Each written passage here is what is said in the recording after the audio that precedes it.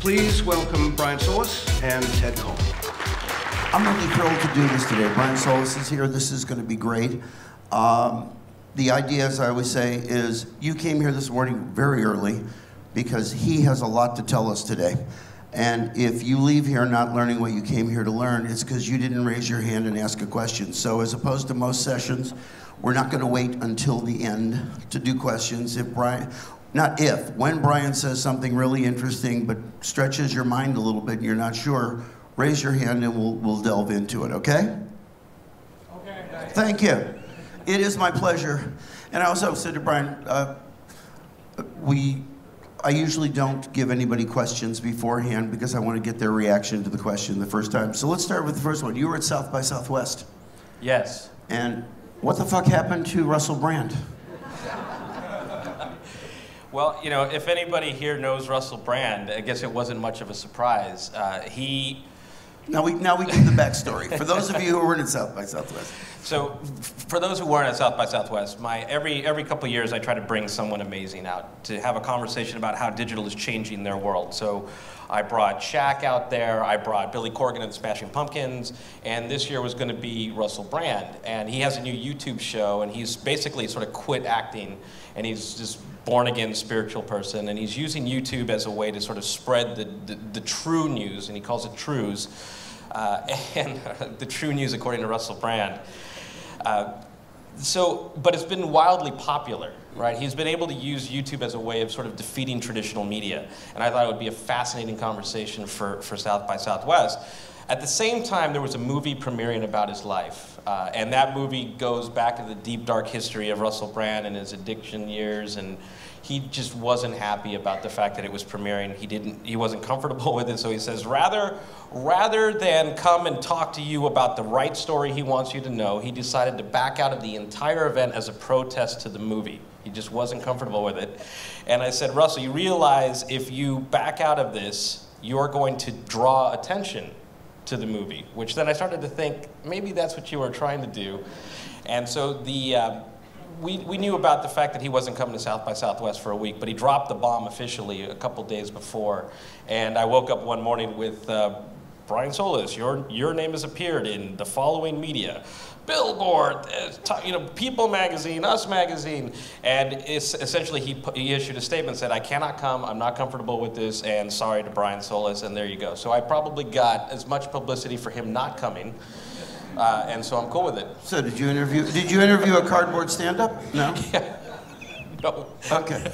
It would have been a thing if you interviewed in absentia. That could have been a lot of fun. Well, at the meantime, it would have been an important platform for him. I don't think he realizes that, during Interactive for South by Southwest, it was this new convergence thing that we've been working with South by on, bringing music and digital together. The idea was for him to tell the story to reverberate, right? To use the fucking media that you talk about as a way to get your story across so that you can change the world. And instead, he used a fucking press release that said he wasn't coming on the internet, and then that's it. And so I was it was defeatism at its best. Which brings me to the point. Let's say 15 years, maybe, I don't know, maybe it has to be 20 years ago, but it could be 15, when companies were doing marketing campaigns or they're doing PR campaigns, they had the illusion, at least, that they had a certain control about what the outcome would be. So they would, here's the ad campaign, we're gonna do this, we're gonna do bus stop signs, we're gonna wrap buses, we're gonna do TV spots, and here's the campaign.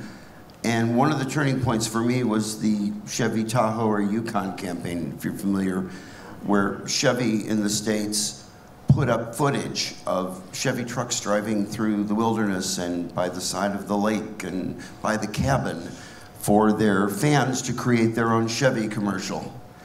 And the Sierra Club went on and started creating Chevy is fucking up the universe commercials with the footage. And there was this moment of, do we pull the campaign down? And they decided to let it go, that they realized they couldn't control the outcome. The Sierra Club gave them props for they expected, again, they would pull it down, it would go away, and that would be the end of it. The Sierra Club things were kind of fun to watch, but Chevy Yukon fans were like, yay Chevy. So while they didn't expect it to go that way, they wrote it out. So today's marketing campaigns, you can't control how your audience is going to react. You can't control the conversation. How do you advise people that you work with on how to basically ride that disruption? Oh my God. Well, first of all, the psychology of it is that most strategists and executives still believe they are in control, right? So you have to get over that hump. But there's something, though, about all of this that I just got to be honest with you. You never were in control. You just spent more money to talk louder than other people, right? And that's different.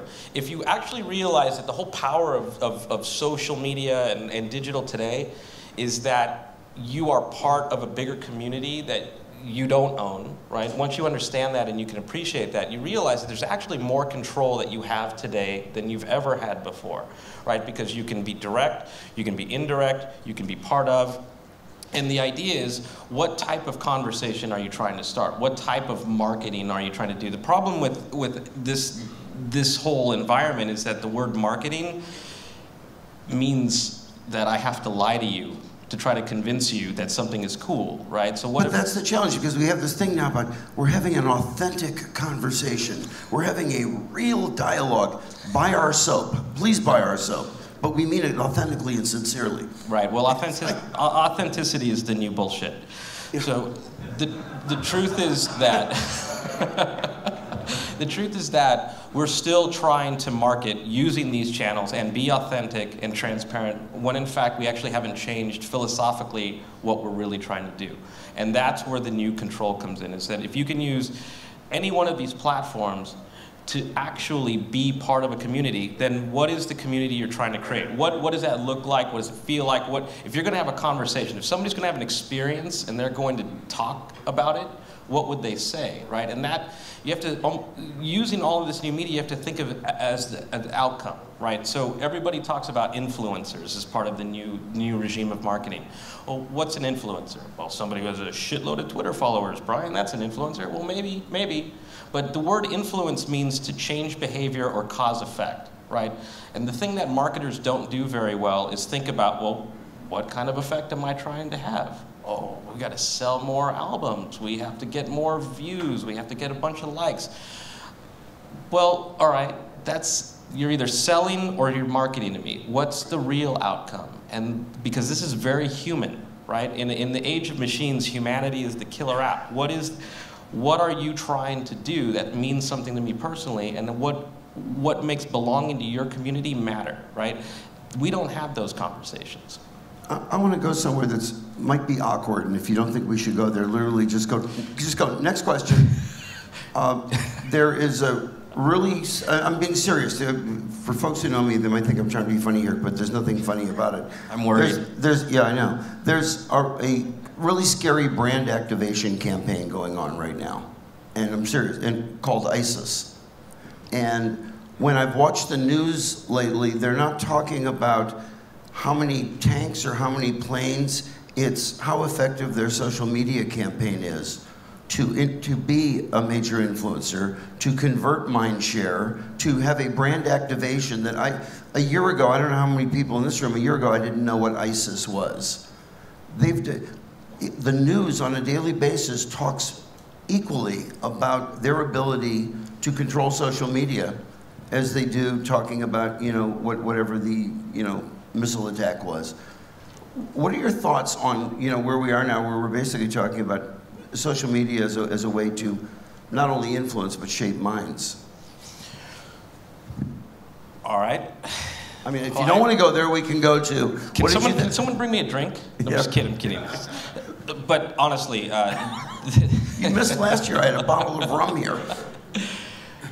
All right. So everybody's impressionable. Everybody's mind is open, right? And they've figured out social media. If you think about it, it's not really as much about technology as it is about just philosophy, psychology, sociology, anthropology, ethnography. I mean, this is very human media.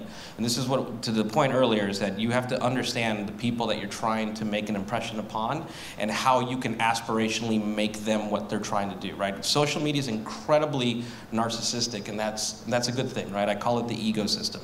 And what ISIS and ISIL has done very well is figured out what pisses you off about where you live or your government or how your upbringing or your environment, and they've been able to activate levers and triggers in you, and you can do this. Happens all the time. Brands have done this very well, and there's two ways. I want you to remember this. There are two ways to change behavior. You inspire it or you manipulate it, right? And they are incredibly good at manipulating it. I work with a startup that has basically Google for the Darknet, right? And the Darknet is the internet that no one knows about, where you find all kinds of shit like ISIS or child pornography or Bitcoin and drug trafficking. And like Silk Road? Like Silk Road. And I can tell you that looking at ISIS and ISIL activity is brilliant. And if marketers thought the way that these guys did, it would be very scary. But the whole idea is that they've done two things really well, unfortunately. And one is they are able to trigger psychological levers, and the second is that they have used traditional media as a way of furthering their own propaganda. It is unbelievable how manipulated our own media is into furthering their cause. Every time they talk about it. Yeah, every time they release a video, every time they strategically release something that wants to get out there, the media propagates their story, their message, their purpose. And so they're actually using social media as a way to trigger traditional media. So I'll go to a less emotional topic. No, I really was, I'm just not, I'm fascinated in a bad way by watching it, because last night literally sitting in the air was watching CNN. If you watch Wolf Blitzer over and over again, you want to kill yourself. But it was just ISIS today released, I was like, and their social media campaign, it was really like, that's all, they didn't talk about troop strength. They didn't talk about boots on the ground. They talked about how many tweets they had yesterday. I mean, it's a scary metric. I've never seen in a war where the metric is the number of tweets, number of retweets. Right. I'll tell you a funny story. So this, since no one's live tweeting this or anything, but anybody on Paris? Anybody on Paris? Anybody using Periscope right now? No. Yeah, you got a question over here. Oh wait, where? Right here. Oh, go ahead. You mentioned how, hi by the way, big fan. Thank you, sorry. You mentioned how ISIS psychologically triggers people with their tactics and their manipulation, all that stuff. Can you, I know that's like kind of evil and all that stuff, but can you translate that in a way where, how do bands do the same thing? Is there a way for like a musician to like, well, we can make it, okay. Have as big of an influence? We'll go from, like, I'm not saying like, do you want to go from ISIS to Pantera? Let's talk about Pantera. So if you want, I mean, basically, at the end of the day, like they're very, like it or not, they're very powerful and they have a huge effect. Is there like a same way that bands can have that same effect? I'm not saying like manipulate people, but is there like a same path for bands? Is it the same route? Is it that's the comparison basically is what I'm asking. So sort of ISIS the musical. Yeah. All right. I'm going to try to do my best to shift gears on this, but yes. So let's just take them out of the picture, all right, completely. What bands, artists... I would say issue number 2. Look, this one is really hard because I'm going to just strip it down, right? Because I don't want to answer the question as how do bands use these platforms to do this. What is it that makes the band or the artist or the brand or whatever it is? What does it stand for, right? What makes it so fucking amazing? Because we don't spend enough time really thinking about that. Well, they have a great song or they have a great product. No, see, when you realize that social media is incredibly narcissistic, that means that you have to cater to someone else besides yourself, right? Because everyone is more important than you. And the sooner we understand that, the sooner we can change how we start to market. So, what is it that is so cool to someone else? And then you realize, wow, there's like 6 to 8 different types of answers to that because there's 6 to 8 different types of people usually. So how do then we apply that? And you realize that the product, the song, the image, all of this stuff that we spent all these years really prioritizing don't become as important as the experience. So what you have to then try to do is articulate what is the experience for each one of those people, and then you start to build the strategy, the platform, the imagery, the videos, all of these things to translate that experience. And then you have to actually do 2 things. One is you have to do the marketing the way you've always done it, right? But you have to now think about, how do I create a movement from the ground up, right? So the thing about music and artistry that I really, really love is that it's about, at the end of the day, it's still about people doing something in the real world. And that is where social media, I think, becomes the most powerful. I'll share an example that Billy Corgan said at South by a couple years back, and it was, the sooner that artists realize that they're not in the music business anymore, the better that they could be at marketers. Because marketers have to realize that you're not selling music anymore, right? Spotify fucked that up for everybody. Now you are selling an experience. And that has to come through in the marketing. And marketing in social media is not about, hey, you know, look at my tweet. Everything you publish on any platform, I don't care if it's Facebook, if it's YouTube, whatever, is a social object. And you have to think about the mechanics of a social object. Anytime you publish something, it has to be intentional. What are you doing and what are you trying to have happen? And this is what ISIS is very good at. What effect do you want to have, or how do you want to change behavior? And you have to think about it maniacally at every level. You don't just tweet, you don't just publish. Everything is methodical. And a social object is something, by the way, that goes, this is really geeky in Silicon Valley terms, but all of these social networks have catered to something about you emotionally, psychologically, that are addictive, right? They absolutely pull your levers. Facebook does, right? That's why the algorithm keeps changing. All of these social networks manipulate you to keep coming back, right? And so you have to do the same thing that they're doing to make the social objects that you produce. You have to talk to someone and through someone at the same time. A view is not good enough. A like is not good enough. You have to think about, this video is going to do what? And it is that, always that. What are you trying to do beyond just the marketing? That's interesting, and I'll call them out only because they're not working together anymore. I was meeting with Lincoln Parks Management, and they wanted to do they were trying to come up with some kind of a campaign, and they said, well, you know, Lincoln Park has 14 million likes. And I went, well, what does that mean? And they went, well, that's why we had you come here. You know, you're supposed to know. I said, no, that was a rhetorical question. You got 14 million likes. What are you doing with them? How are you using people that have said they like what you're doing to then move them somewhere? To what's the call to action? How are you resonating with them? And I happened the other night to look at a session that we did a few years ago in Boston with Amanda Palmer. And Amanda Palmer has become the poster child over the last few years of how to use social media. And two things came out of it. We talked about, there was an artist, there's a rap artist, Jeff Jones. Is that the right name? Tell me if I'm wrong. He was talking about a friend of his that got 500,000 followers in like days. And then proceeded to go, buy my record, buy my record, buy my record, buy my record. And 500,000 followers dropped to like 20,000 in a few more days. Because he did nothing that was like, you got to hear my other friend's record this, or did you see that? Or he used it basically as a megaphone. And all he was standing there at a carnival barking, you know, buy this snake oil. The other one that we talked about was timing. I mentioned at the time there was an artist who I'd gone to see her show at 11 o'clock on a Sunday night at the Mint in LA down on Pico. Next morning at 9, and I signed up for her mailing list. Next morning at 9 o'clock I opened my inbox and there's an email from her saying, thanks for coming to my show last night. I became a fan. Had I gotten that same email a week later, I wouldn't have been, for me it wouldn't have been the same thing. That opening up the mail the next morning going, oh, she sent me, you know.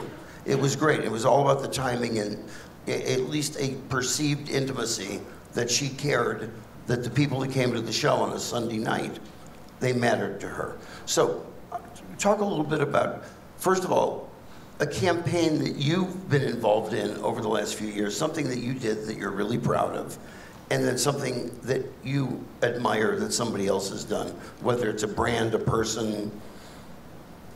Those are the hardest ones, because... you said ecosystem. What are you proud of? Go ahead. What have you...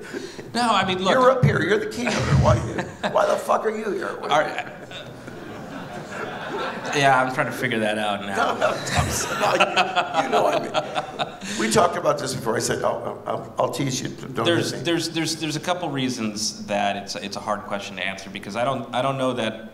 I think part of the problem is when we talk about case studies, or when we look at companies that have done really cool things, the problem is that becomes a standard, right? Everybody starts to Google it and says, "Oh, okay, I'm going to reverse engineer it." And so I'm a proponent of having just this flagrant answer of like, nah, no one's doing it right. And the reason why is because then look, I'm serious about this. I really do think that the relationship that you're trying to have with your fans, your community, your customers, whatever it is that you're here to sell or market, that relationship is supposed to be, use the right word, it's supposed to be intimate, right? You're supposed to take it seriously. And you're supposed to really think about what's that supposed to feel like, look like? You know, you have to remember a couple things. That the problem with marketing is that it goes down just to how it's funded, right? Everything's campaign driven, which means that implies that you have a start and you have a stop. But communities are alive all the time. And what I try to do is say, let's not even talk about other brands. Because I can promise you, I've been studying and trying to push and inspire this whole concept of social and digital since 1997. Right, when there were discussion boards and forums and the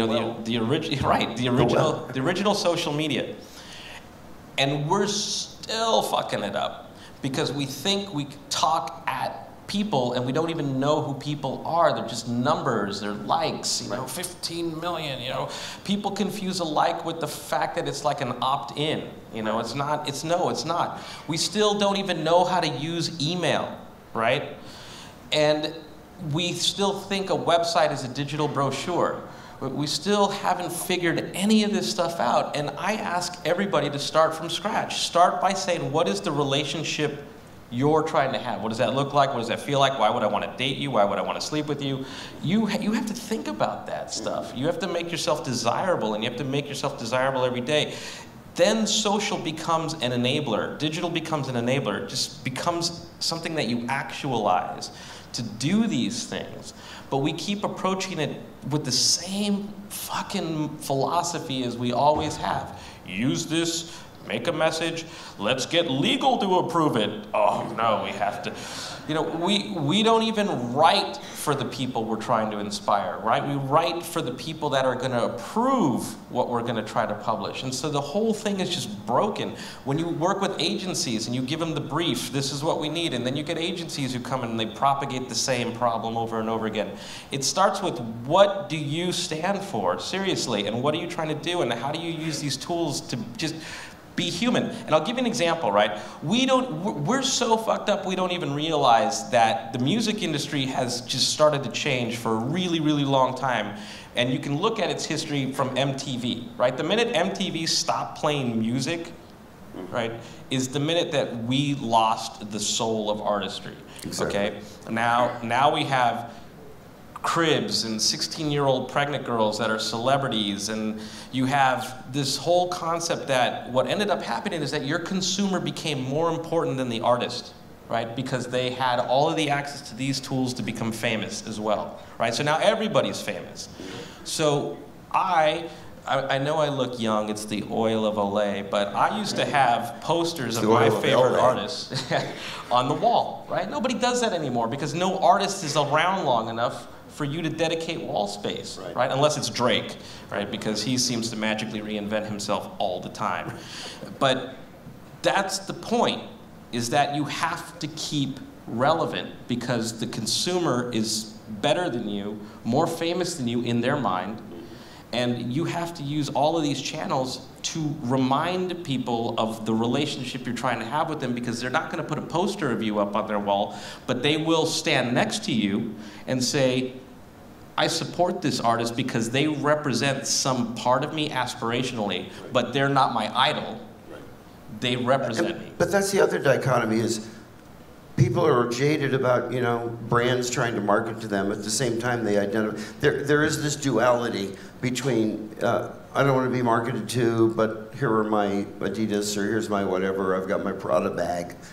And so people are somewhat disingenuous about how brand conscious they are, how devoted they are to follow. You know, if I hear one more word from my girlfriend about the Kardashians, I will kill myself. I mean, you watch John Oliver?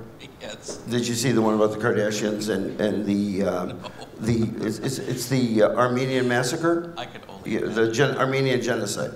So the reason that it's getting attention now is the Kardashians went, and that's why people know about the genocide now after 100 years, is because Kim talked about it. Well, well, at least she's helping something. So you live in San Francisco? Yeah, exactly. Yeah, really. You live in San Francisco. Have you been to Outside Lands? Yes. Okay, so Outside Lands is like Coachella. And it was a turning point last year when I said to somebody, so how was Outside Lands for you? And they said, well, you know, the Samsung Pavilion was good, but the Toyota Pavilion wasn't as good as last year. And I went, what about the bands? Oh, I didn't see a lot of music. I was looking at brand activations. So we started calling it Outside Brands instead of Outside Lands. And everybody was being marketed to. Everybody was being, you know, sign up for this, paint this, and we'll take a picture of you holding it, all those kinds of things. Is there going to be a big push? Is there going to be like this big shrug where everybody walks away from it? Because you start to hear about people who taking a 3-month sabbatical from Facebook, or they basically are taking a break from social media.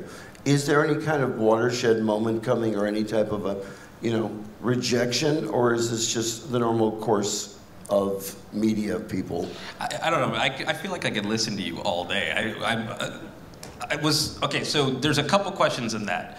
Let's go to the last one first. Okay. By the way, Outside Lands is funny because he said it's like Coachella. It's like Coachella, except it's freezing because it's in San Francisco and it's foggy. And Okay, well, before you start, okay, hold the thought. So I go there. First of all, I don't go to Coachella because I can't afford a golf cart with a driver. And the competition at Coachella, oh, you only have a 4-seat golf cart. I have a 6-seat. You know, it's unbelievable. When the rap starts covering Coachella, we know we're in trouble. Yeah, well, I don't go to Coachella because I don't have a beard. But I go to... So, I go to Outside Lands for the first time 3 years ago. I begged my way into the AOL cabana because they were giving out gloves. And I sold my soul for a pair of gloves. I said, tell me what you want me to send you. What do you want? You want an iPhone? I'll get you an iPhone. I need a pair of gloves. My fingers are turning blue. I never knew it could be that cold in August. Welcome to San Francisco. Exactly. So go ahead. All right, so, all right, this is, I promise this is going to be a relevant story. You know, the thing about this movement of digital detox is also an act of narcissism, because people grandly announce that they're leaving Facebook and then read every comment that they get and respond. It is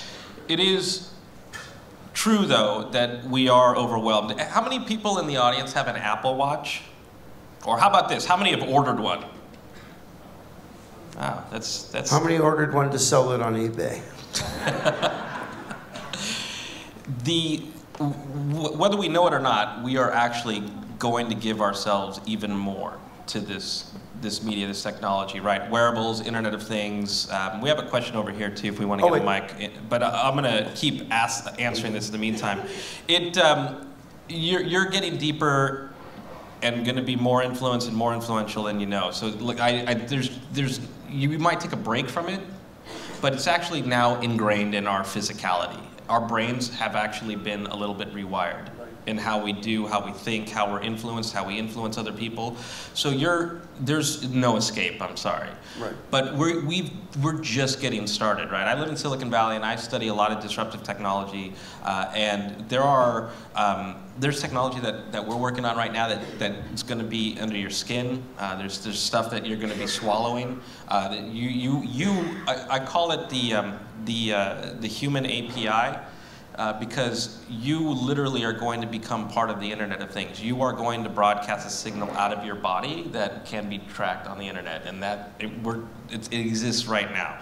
And it's going to be used for your health insurance. It's going to be used by your employers. So you're not disconnecting. Now, aside from that scary note, the future is pretty bright.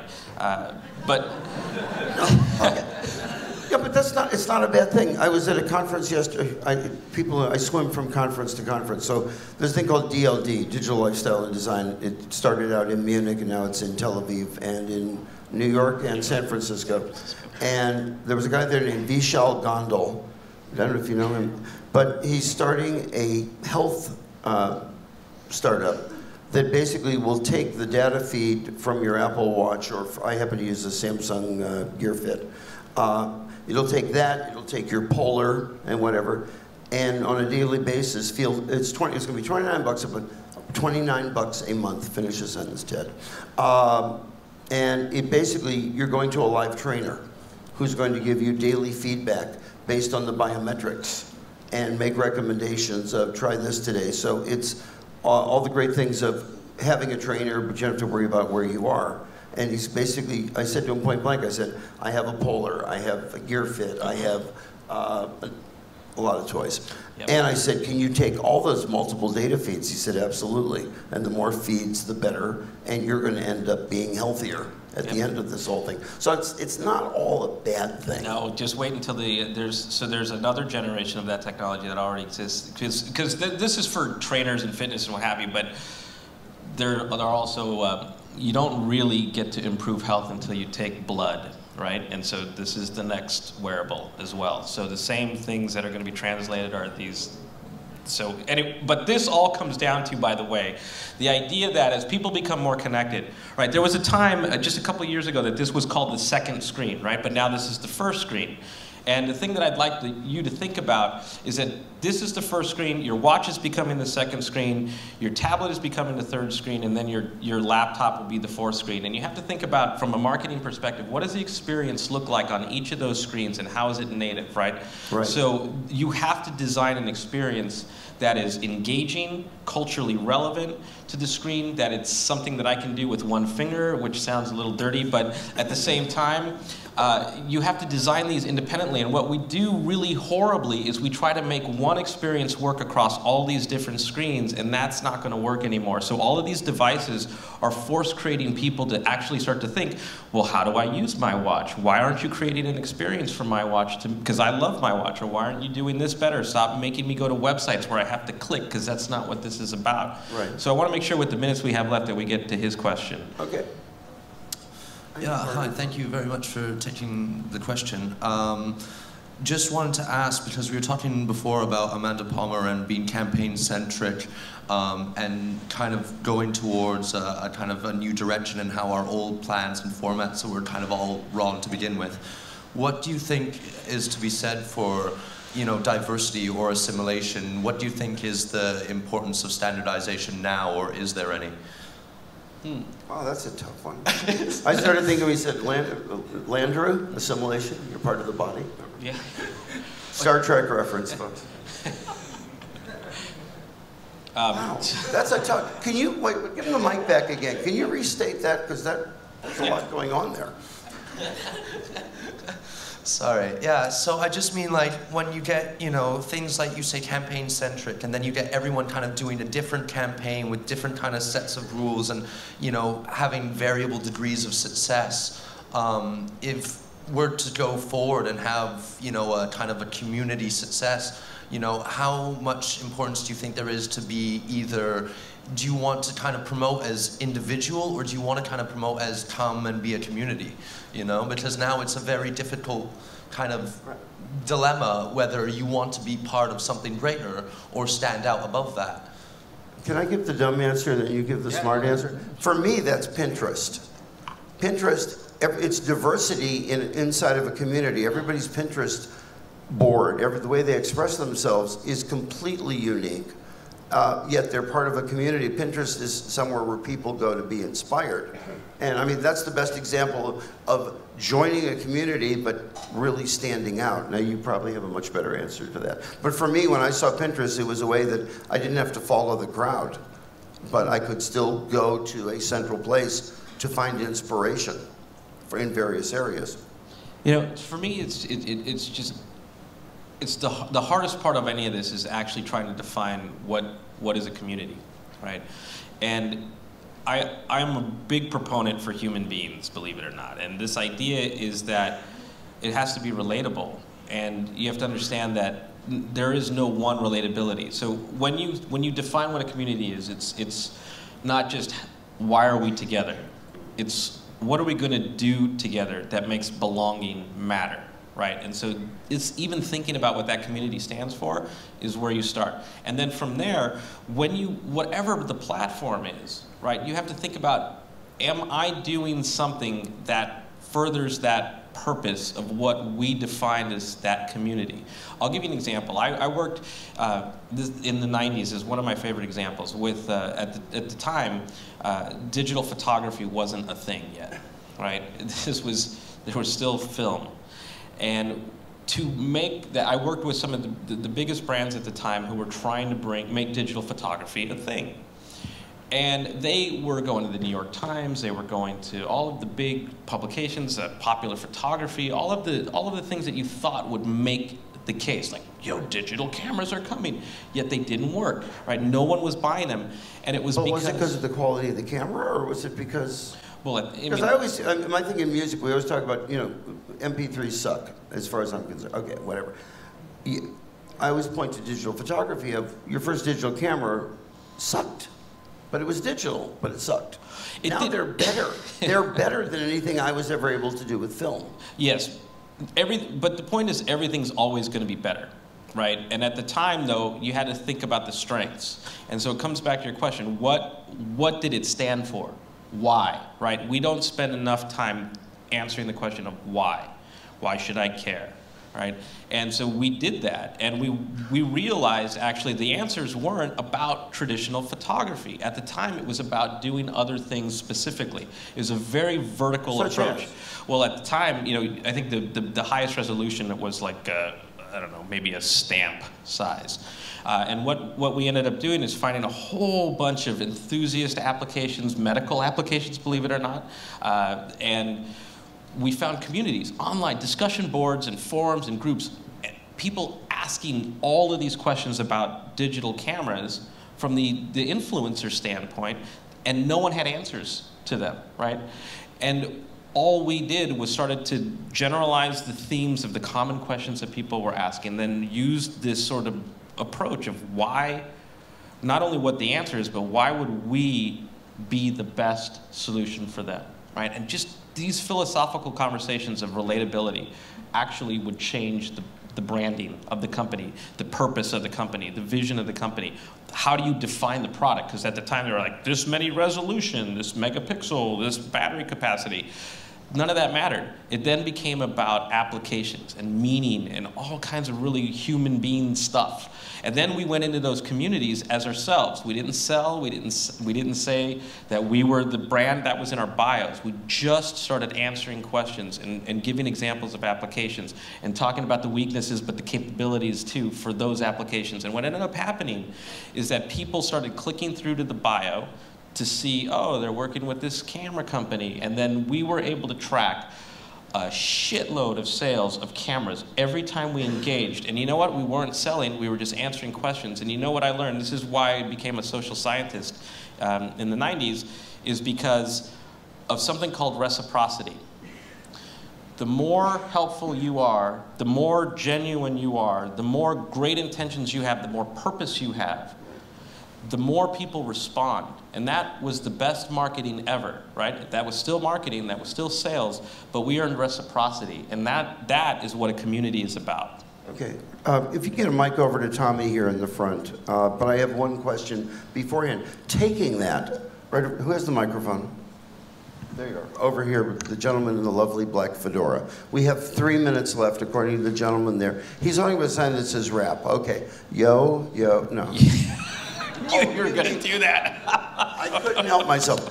So, talking about, I got to meet early on, and every time I say I meet them early on, I go, and I didn't buy stock, which kills me. I met the GoPro guys at the beginning. everything about the GoPro was counterintuitive to everything else that Canon and Nikon and everybody else was doing. A little cube that had no viewfinder, no zoom, no nothing, but they found their community. They found where it resonated, and it just blew through. And now everybody talks about, I have a GoPro in my pocket, my son has a GoPro, my girlfriend, you know. That was counter to every traditional way of marketing a device. It was ugly. There was nothing about it that was sexy, but they found their audience early on, which was active sports, skiing and whatever. Do you have any thoughts on, you know, again, is that inspiration, that's innovation, that's inspiration, can that be imitated again? Or should you just... Yes, absolutely. It's the same story for the flip cam, right? That was also the ugliest camera in the world. But the idea is that, and I'll relate this, you know, to the music world as well. If you think that headphone companies are in business because of the music, you're wrong. Right?